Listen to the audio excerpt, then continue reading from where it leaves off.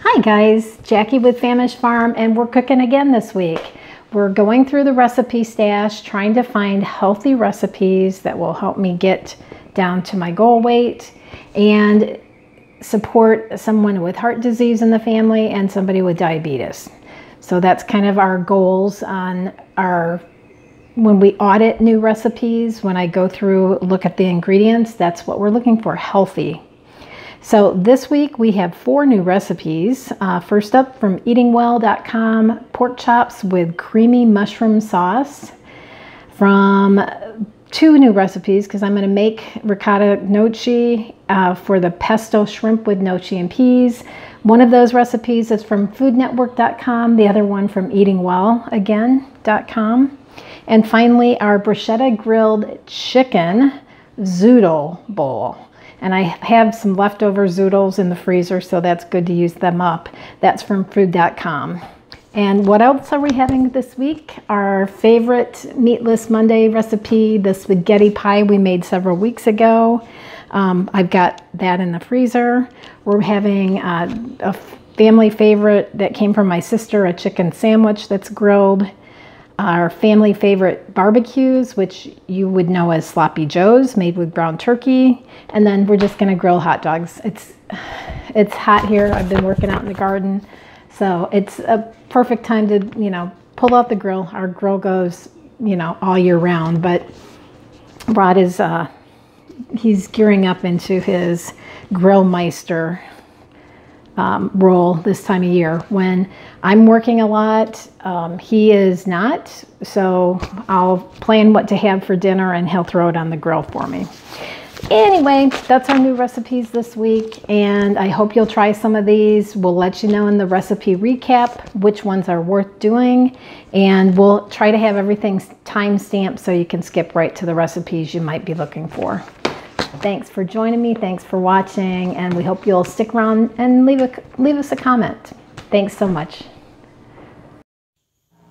First up, we have the bruschetta grilled chicken zoodle bowl, found at food.com, and we are going to prepare a marinade for the chicken just in a Ziploc bag. This is a reused Ziploc bag I have. And I'm going to just peel these garlic cloves and crush them and then throw them in the bag with the chicken. And I have about a breast and a half of chicken breast. Calls for 2 chicken breasts. One of them was really humongous, so I just did a small part. I think I thinly sliced the big one and then just took maybe a half of another one. So we also are going to add some olive oil and some balsamic. And they have the olive oil divided between the marinade, 2 tablespoons, and then 2 tablespoons of balsamic. The rest of the olive oil we're going to use later. And then we'll salt and pepper. And this calls for fresh basil. I still don't have basil in the garden, so I'm just gonna mix that all up and put it in the fridge. I do end up throwing it in the freezer later on though, because life happens. So we had this a couple days later. So then we're gonna prepare what they're calling bruschetta, which to me looks like a tomato salsa. And we're gonna take a small, I think I just used, actually I used 2 small cloves and mince them, and then we're gonna also use 3 Roma tomatoes and just dice them up, dice chop however you want to cut them up. I just use my trusty steak knife, and then add that to the bowl, and this is just a small bowl for our bruschetta. And once we've got that done, we're going to add again 1/4 cup of chopped red onion. And I may have gone just a little light on the red onion, but you do you. If you like it, you put a lot in, or whatever you like. Calls for fresh basil. I do not have fresh basil, so I'll just use my dried basil. And then some olive oil,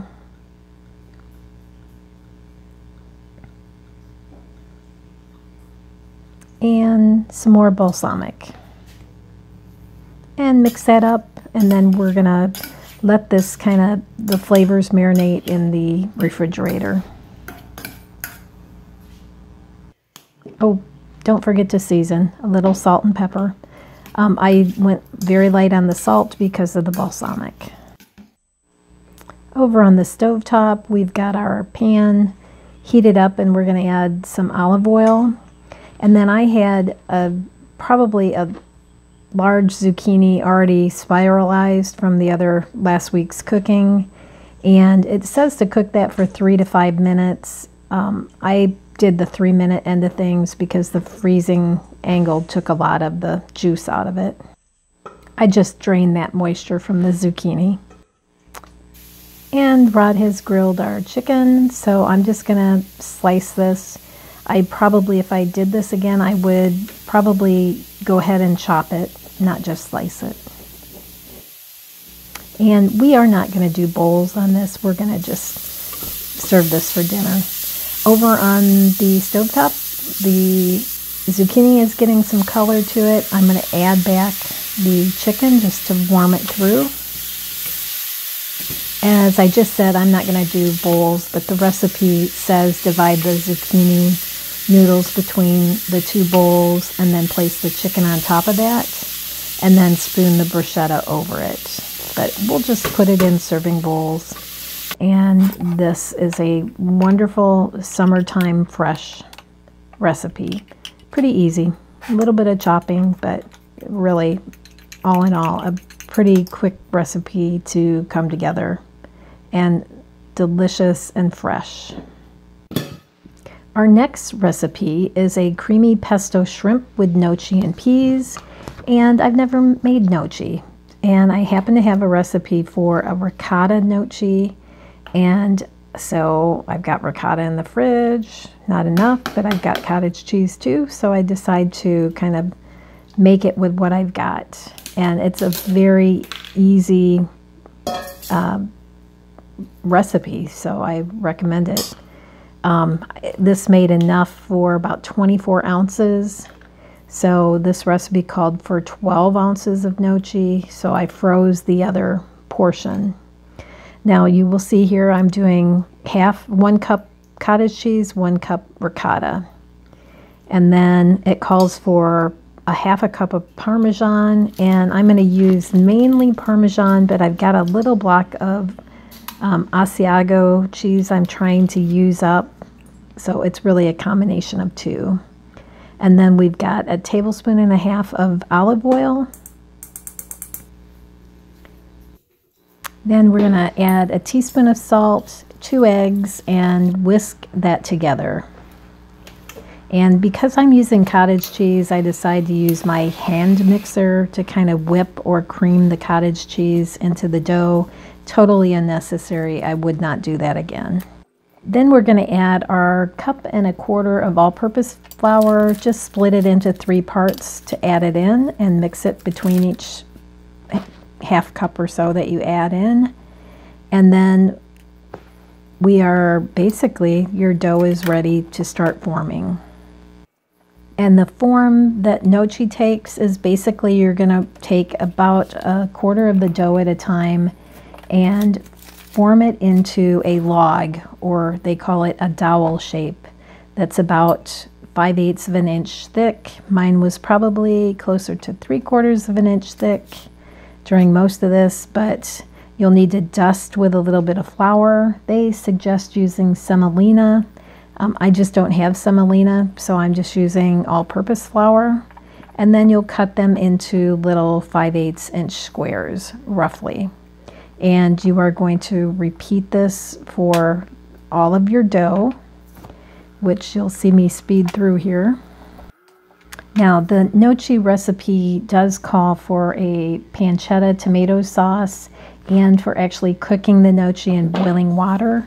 We are going to completely skip the boiling water cooking step and making the pancetta tomato sauce. We are going to go right into our pesto shrimp recipe.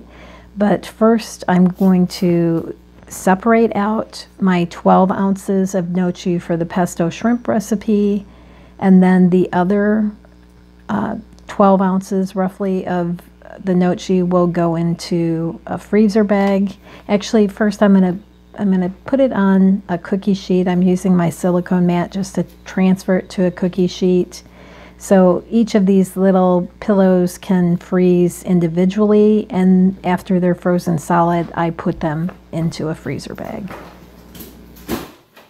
So our next recipe then is the creamy pesto shrimp with gnocchi and peas, and that is an eatingwell.com recipe. And it calls for taking your gnocchi and in a hot pan with some olive oil, you're basically going to pan fry them until they're golden brown and plumped up. And it does say that it will take 8 to 10 minutes, and that is probably a very accurate time. So this is a little, for me, a little tedious. I've not cooked with gnocchi this way before. I usually just throw a bag from the freezer into a pot of chili. But you do want to flip these over so all the sides get nicely browned. They do brown up beautifully. It's just, it's kind of tedious, like I said. It makes me want to be able to use the pan and flip them up in the air like you see on Food Network, but I don't have that capability, so I'm just individually turning these over in the pan one by one. Plan, like I said, about 10 minutes. This recipe is billed as a speedy recipe that they claim in 20 minutes you can have dinner, which if you're using already prepared refrigerated gnocchi, easily. The shrimp cooks quickly. This is the most time-consuming part of the recipe, is browning these gnocchi. So once we're done with this browning phase, we are just going to move the gnocchi, the cooked gnocchi, onto a plate and keep them warm.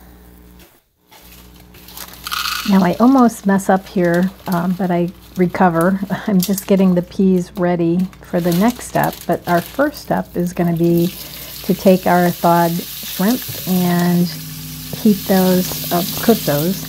And because I'm making this for another night, I'm only going to cook these till they're about half done. So the shrimp cooks very quickly though, so in a couple minutes your shrimp are going to be done perfectly. Then we're going to add our peas and cook them just for about a minute. You just want them to have that nice dark green color. And then we are going to add back in our gnocchi, stir that up, and then we will, once we're stirred, add in 1/3 cup of half and half and some pepper.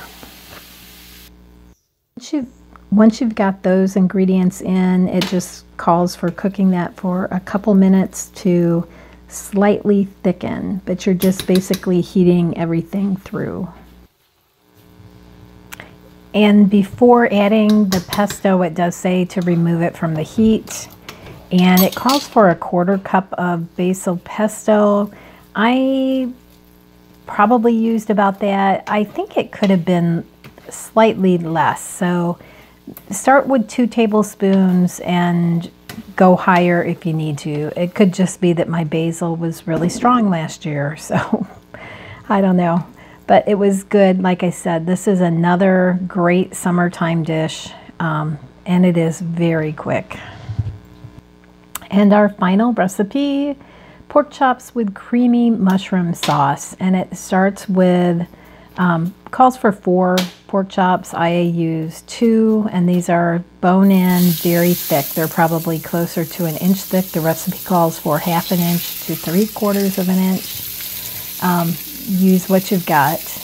Now, I am modifying this recipe somewhat, so I'm salting and peppering, which is basically what the recipe calls for, but they want you to cook the pork chops completely in this step. And because I'm doing this earlier in the day, I'm going to eat these later tonight, I am just going to sear the pork chops. So the cooking time, they say 5 to 7 minutes per side. it's more like I'm cooking them, I think I did about 6 minutes, 7 minutes for both sides. So 3.5 minutes roughly on both sides. And then once you're cooked through, if you're following the recipe, just set those on a pan and keep them warm. That was what the foil was for. And then we're going to add in our mushrooms with a tablespoon of oil. And it calls for shallots. That's green onions that I'm adding. I've got those in the freezer, so I'm just adding those because I don't have shallots. And you're just going to cook these until the mushrooms are browned, about 2 to 4 minutes. And then you're going to add a 1/2 cup of dry white wine, a little bit of salt, and then you're going to just stir up the font on the bottom of the pan and cook this until the liquid's almost all evaporated. It takes from 1 to 3 minutes, and then add in your 1/2 and 1/2 and whatever fresh herbs you have. And of course, I don't have any fresh herbs, so I'm just going to use some dried parsley, which is fresh from my garden last year. And then add back in your pork chops and serve. Now, what I did is I turned my oven on at 350 and covered the skillet, my cast iron, with foil and put those into that 350 oven. And then I turned the oven down to 300 for probably, I don't know, an hour, something like that. And then I just kept it on warm for the rest of the afternoon. And these were deliciously tender. This bruschetta grilled chicken zoodle bowl from food.com was a great spring summer pick. It's very healthy. Really the only thing that I would change is probably to add a little bit more salt in the marinade. The chicken was slightly under-seasoned, and that's just my mistake. I always cut the salt way back because of Rod's heart condition, but this was so good. Other than that, I wouldn't change a thing. It's nice that it can be grilled, so that keeps the heat out of the kitchen, and 2 thumbs up for this. I picked a gnocchi recipe because I've never made it, and I knew I had some ricotta in the fridge that I wanted to use up, and this just looked like a really good recipe. So I was impressed. Easy to make, delicious. I'll make it again. This 20-minute creamy pesto shrimp with gnocchi and peas was really fast, and would have been even faster for me if I had not made the gnocchi from scratch. But I just wanted to do it, so there you go. What would I change? The recipe as written was very good. I would probably cut the pesto in half, from a 1/4 cup to a couple tablespoons, and try that before adding the other 2 tablespoons. 2 thumbs up. Was delicious.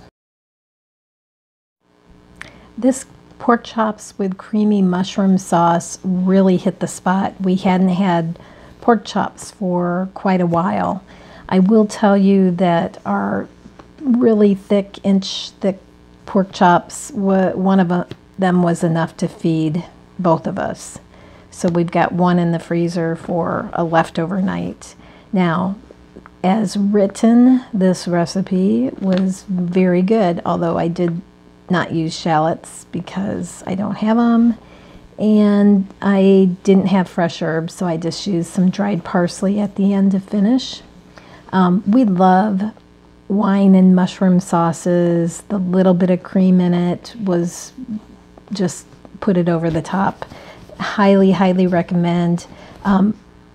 The main change I made was not cooking the pork chops in the pan, and instead finishing them in the oven, and that was a really good technique if you can't sit and babysit something, throw it in the oven. Cover it, throw it in the oven, turn the heat on low, turn the heat off, and just warm it. And that worked out perfectly. Delicious.